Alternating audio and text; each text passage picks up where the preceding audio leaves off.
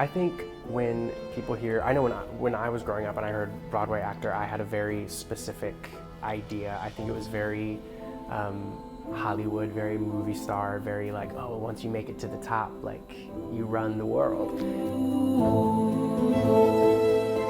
Hi, my name is Brandon Cameron. I am 27 years old. I've been doing theater for about 20 years now, and I've been with Hadestown for almost 4 years.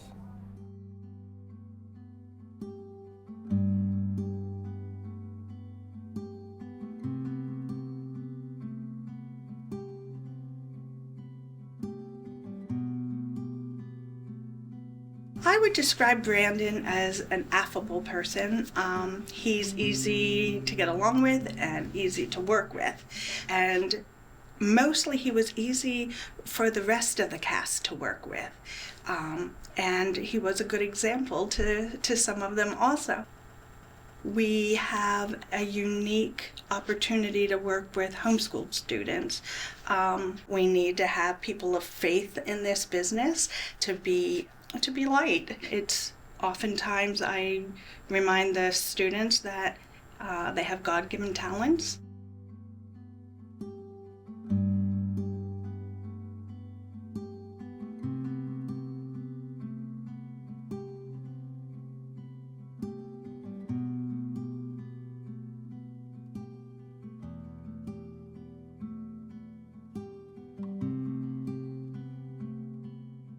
So I went to Shenandoah University Conservatory for musical theater. It was so valuable in a way that I wouldn't have expected, I think, college to be. He gave me hope when hope was gone.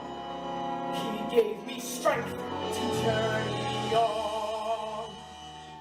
Who am I? I knew that he would become a professional in the business, whether he would be on Broadway or touring or at regional houses. I wasn't certain of that. But he knew how to approach a show.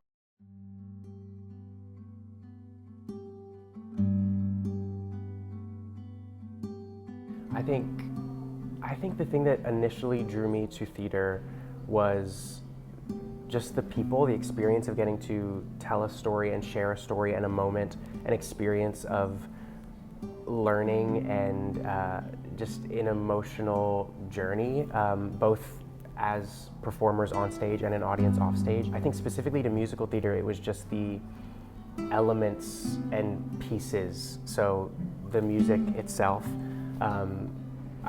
people like Sammy Davis Jr. that existed in sort of in the individual elements and then also crossed over into musical theater and theater as a whole.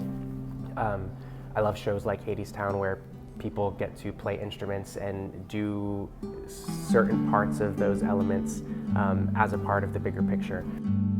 Another thing that I really like about our program, we do an annual cabaret, and what we do is we open the show with the cast of the last performance.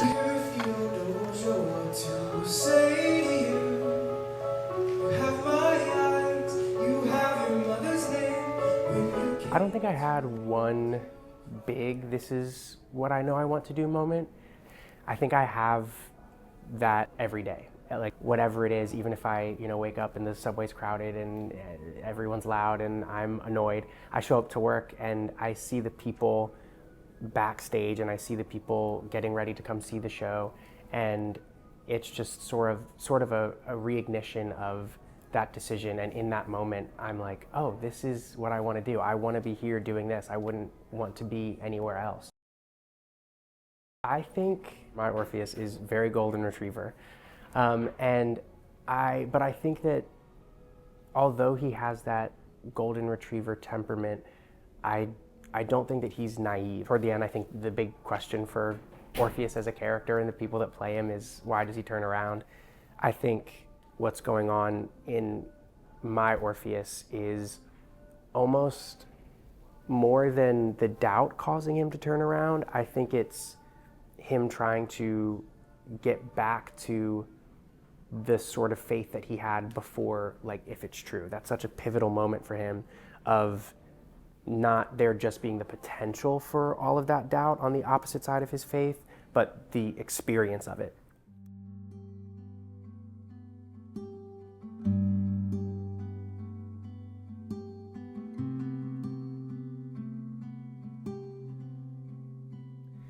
I think my early mentors and teachers, and Leslie specifically, shaped me into the person that I am today, both just as a person off stage and as a performer. I think the thing that I value the most and that affected me the most is you're the only person that has to offer to the world what you have to offer. And I remember Leslie was so amazing. I remember just looking up to her and having those experiences with my peers under her direction and under her teaching.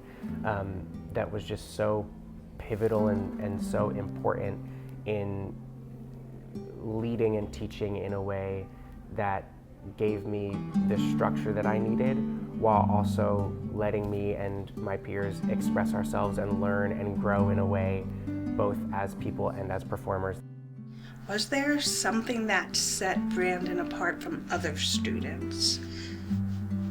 His joy. Everyone at Hadestown calls me like the Hadestown puppy of the Walter Kerr. His unabashed joy when he was on the stage, and his ability to really connect with the audience. On the outside, always looking in with life. Ever be more than I've always been. 'Cause I'm tapping on the glass. Breaking through window. How does it feel to see Brandon on Broadway now? It's phenomenal. I was there on his very first time that he played Orpheus. We got to come home with me and I was holding the paper flower.